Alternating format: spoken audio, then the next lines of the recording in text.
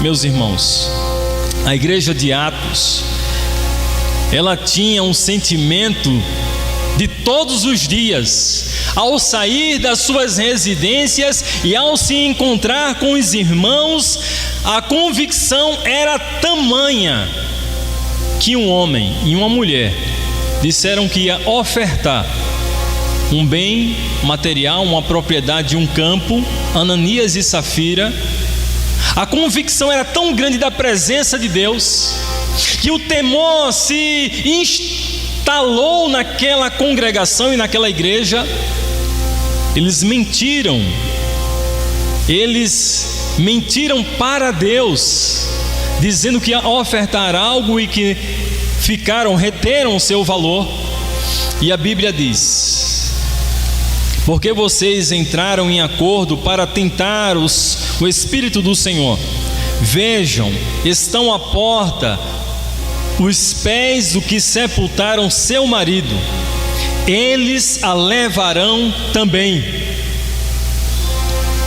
E se instalou naquela congregação o grande temor de Deus presente naquele lugar, de Deus se revelando como Deus justo, de Deus se revelando como Deus fogo consumidor, como Deus se manifestando, se revelando na vida daquela congregação como um Deus que preserva pela vida da sua igreja. Meus irmãos, o nosso esforço é tão limitado, tão pequeno, não é? Muitas vezes nós damos nosso esforço para organizar, para limpar, para deixar esse ambiente aqui arejado, mas quem preserva esse ambiente, que se chama Igreja do Senhor Jesus Cristo, é o Espírito Santo de Deus. Logo, cada crente, cada homem e mulher unido pelo Espírito Santo na sua igreja, estar de pé por causa da presença santa, vivificadora e poderosa do Espírito Santo de Deus. Logo, entendemos que não podemos mentir para Deus. Se estamos fracos e devemos falar isso com Deus. Se estamos cambaleando, devemos abrir nossos corações diante do Espírito Santo de Deus e dizer: o Espírito Santo de Deus nessa noite, nessa hora, quer ouvir a sua oração, o seu clamor, a voz do seu coração, dizendo: eu não tenho poder, mas o Senhor tem. Eu não tenho condições, mas o Senhor tem todo o poder. Eu não posso, mas o Senhor pode. Meus irmãos, o texto ele finaliza dizendo que a adoração dessa igreja atraía as pessoas para um ambiente, para essa congregação. E agora, Diácono Júnior, Tiago, Henrique e outros que compõem esse ministério de louvor, o que precisamos fazer para atrair maior número de pessoas para esse ambiente, para esse local? Em Atos 2, verso 47 diz que a adoração a Deus e o testemunho do Evangelho são marcas de uma igreja cheia do Espírito Santo.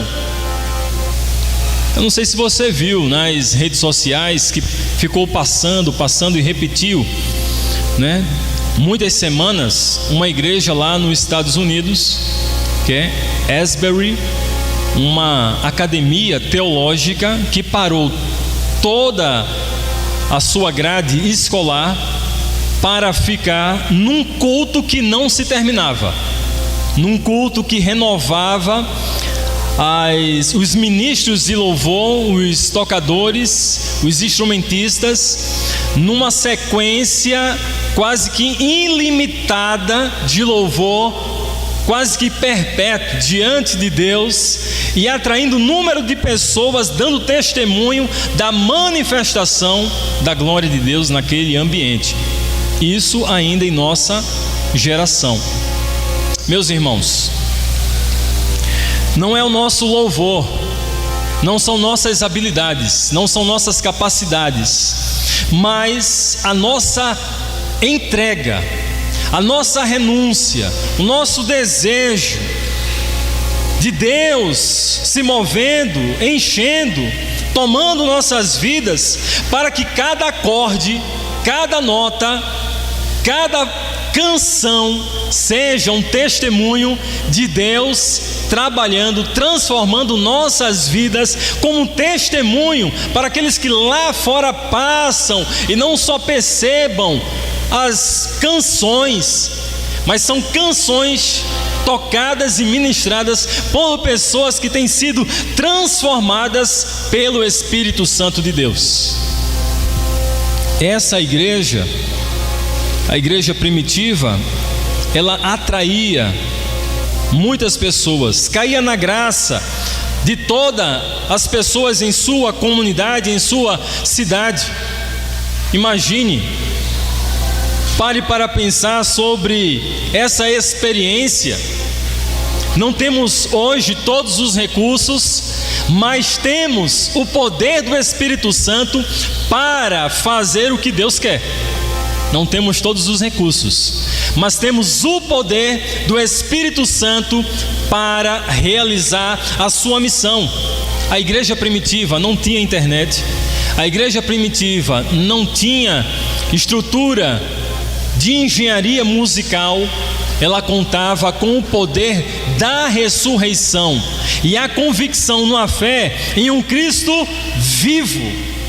Por isso, nessa noite, a exemplo da igreja primitiva, precisamos amar mais a palavra de Deus, estudar mais a palavra de Deus, nos debruçar sobre o estudo diário da palavra de Deus, sentir na pele, buscar o interesse no outro, viver a comunhão entre os irmãos, para assim vivenciar a manifestação do poder de Deus em nosso meio. Se for para nos reunirmos aqui para ver alguém cantando, a gente pode ficar em casa. Se for para a gente vir para ver alguém cantando, a gente fica em casa. Se for para a gente vir aqui simplesmente tocar e outras pessoas estiverem tocando, a gente fica em casa. Se for para eu vir aqui e falar, a gente faz isso via YouTube. Mas o grande propósito de Deus, porque nos reunimos aqui, é convicção de Deus habitando, de Deus entrando em nossa reunião, de Deus comunicando a sua glória, de Deus falando as nossas vidas do que Ele quer realizar na vida, na sua vida e na vida dos seus familiares, meus irmãos. É poder de Deus tocando as nossas vidas, é poder de Deus para testemunhar, é poder de Deus para celebrar a Jesus, é poder de Deus para atrair pessoas através do culto. Talvez você saiba o que é culto.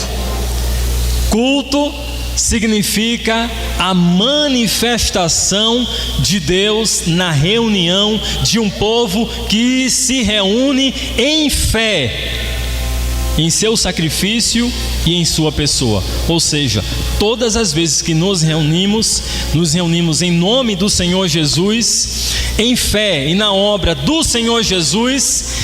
Deve acontecer milagres, prodígios e maravilhas, vidas sendo transformadas, corações sensíveis ao poder do Espírito Santo, vidas sendo revigoradas, vidas tomando um compromisso com o Espírito Santo, retorno à sua palavra, retorno a experiências com Deus. Que o desafio seja seu, nosso, nessa noite. Eu vou para casa, mas eu vou com um dever de casa: ler mais a palavra de Deus, buscar uma vida de oração e buscar a viver a comunhão sempre na reunião com os irmãos, celebrar a Jesus com todo o nosso fôlego, tendo a convicção que Ele se faz presente no meio de nós, sempre. Amém?